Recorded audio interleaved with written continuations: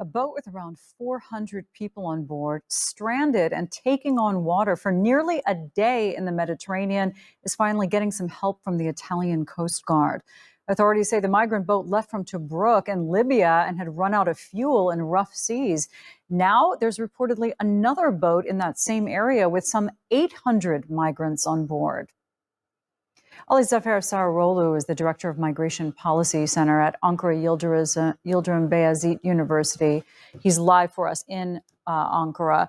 All right, Ali, earlier in the day, as the hours ticked by, NGOs were really upset. It seemed nobody was coming to these people's aid. In fact, at one point, someone brought fuel to the boat, but didn't launch a rescue operation. Why would it take nearly 24 hours for this to happen?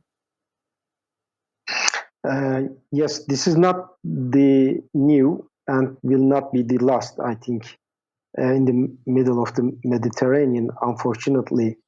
Actually, nearly 2 months before, the EU leaders gathered in the European Commission, and they took some much more strict measures against the irregular crossing through the Mediterranean to Europe.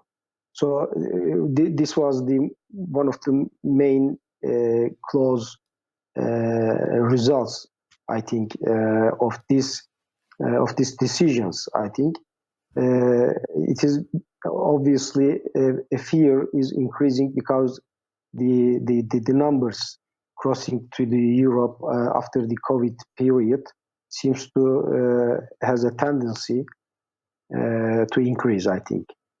Yeah, and NGOs were speaking out earlier in the day, wondering why Malta didn't try to help these people. The boat was reportedly stranded and just taking on water between Malta and Greece. And finally, it was the Italian Coast Guard that did something. We're seeing reports now that there are multiple boats going to try to get these people to safety. But in reality, none of these countries have exactly been eager to help that flow of migrants that you mentioned through this very dangerous crossing. Very dangerous. I mean, thousands of people we are talking about have died in this Mediterranean in the recent years, and there is real an increase. I mean, in 2022, the numbers detached in the European borders reached to the over 330,000 people, irregular migrants. So this makes a huge concern in the European leaders, I think, and actually,